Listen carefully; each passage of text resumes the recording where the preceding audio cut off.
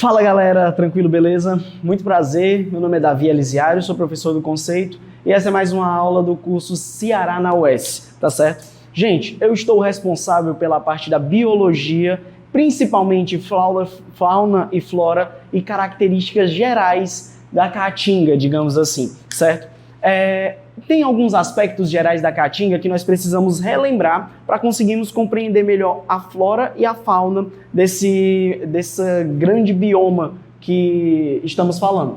Primeira coisa, sempre as características ecológicas vão definir os fatores de flora e essas características que definem a flora influenciam também na fauna. E isso é o que a gente vai ver ao decorrer da nossa aula. Se liga!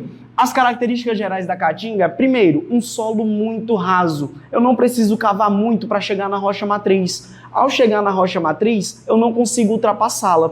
Por isso que a maior parte das plantas não tem um tamanho muito grande. A característica maior da caatinga é ter um caráter arbustivo e herbáceo. Ou seja, sempre essas plantas vão ter um tamanho muito diminuto, não vão conseguir crescer porque suas raízes não conseguem se espalhar bem, elas não conseguem perfurar a rocha matriz. A pluviosidade da caatinga também se relaciona com uma pluviosidade baixa. Ah, Davi, o problema da caatinga é a falta de chuva? Não, é a má distribuição. Pensa aqui, Fortaleza, certo? A gente tem um período de chuva que vai de fevereiro a maio. Nesse período de chuva, caem 600 milímetros de chuva em média. Só que aí é que está o problema. E o resto do ano?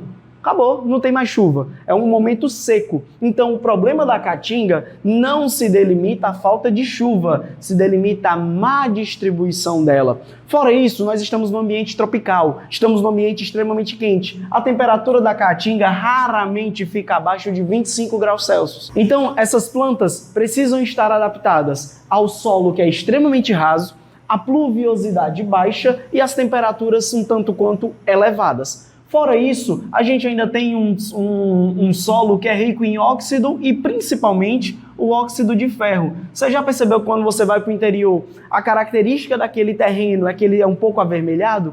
Tudo aquilo é o ferro, é o óxido de ferro presente nessa região. Ah, Davi, tudo isso são características gerais da caatinga? São, aqui a gente só está relembrando. E lembrando mais uma coisa, a característica principal é que ela é de um clima semi-árido. Não é árido. Aqui a gente não tem uma escassez total de chuva, é semi-árido. Por que é que eu estou comentando que isso influencia a flora? Porque a flora ela só consegue trabalhar com aquilo que nós entregamos a ela. E o que a caatinga entrega a ela é apenas isso. Então, temos uma vegetação tipicamente xerófita e xeromórfica. Valha meu Deus, eu não sei o que de acho é xerófita e muito menos o que é xeromórfita, certo? Xerófita é uma vegetação adaptada a um clima semiárido.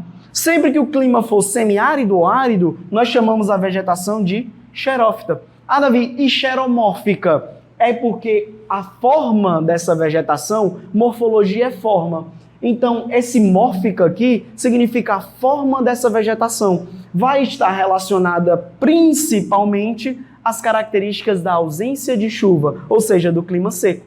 Então, toda essa vegetação está adaptada a sobreviver bem a esse clima extremamente seco, certo? Dois exemplos clássicos do xeromorfismo, cladódios e xilopódios. Davi, tu tá me xingando?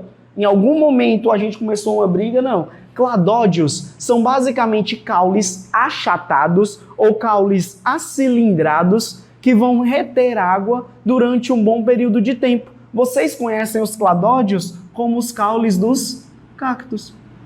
Peraí, então o cacto suculenta tem esse tipo de caule? Exatamente. São caules extremamente adaptados a armazenarem água e guardarem essa água ao longo do ano para não sofrerem com esse impacto. Eu não vou chamar o caule da minha suculenta de cladódio, tá certo? Mas lembre-se do nome. Xilopódio é o quê? São raízes adaptadas. Essas raízes adaptadas que nós estamos falando são raízes que também armazenam água. Davi, nunca vi uma raiz armazenar água. Já viu sim, macaxeira. Uma macaxeira frita, delícia, maravilhosa. Só que a macaxeira, ela não é propriamente feita para você comer. Ela é extremamente preparada para armazenar água. Um xilopódio é uma raiz extremamente grande, diversificada e que consegue se adaptar ao clima seco. Como? armazenando água. Só isso. Então, as nossas características estão voltadas principalmente a quê? A sobreviver a esse ambiente semiárido, certo? E essa floresta, ela é por um longo período de tempo caducifólia. Davi, eu não sei o que é caducifólia. Pelo amor de Deus, me explica. O folia aqui não é de folia, fortal nessas coisas não, significa folha, certo? E caduce, você sempre vai lembrar de uma pessoa que, vamos supor, tá caindo demais. Ixi, tá caduca.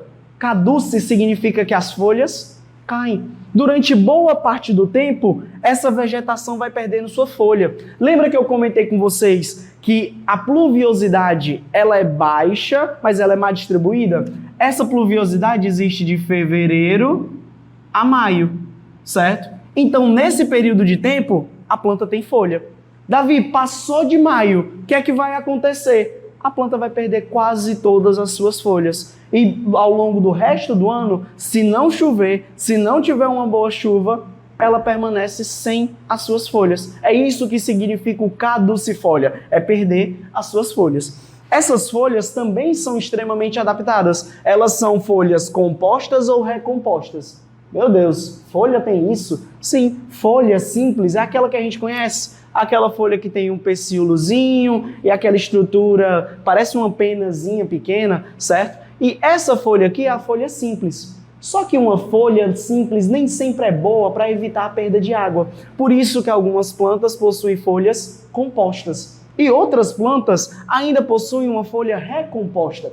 Davi, tudo isso aqui é a folha? Sim. Tudo isso aqui é uma folha? Sim. Isso aqui também é uma folha. Cada um desses exemplos se delimita a uma folha. Só que tem um problema. Se você parar para analisar, a superfície de contato de cada uma dessas folhas é diferente. Essa superfície de contato é bem maior, ou seja, perde bem mais água, ou seja, também sofre mais incidência do sol. Essa superfície de contato é muito menor. Essa superfície de contato é bem menor ainda. Então, essas plantas aqui perdem menos água e conforme elas perdem menos água, elas conseguem resistir bem mais ao período seco, certo? Essas duas aqui são plantas características da caatinga. Se você perguntar ao seu pai ou à sua mãe, ou até mesmo você já deve ter feito isso, existe uma plantinha que tem esse formato similar, que quando você bate nela, ela se fecha.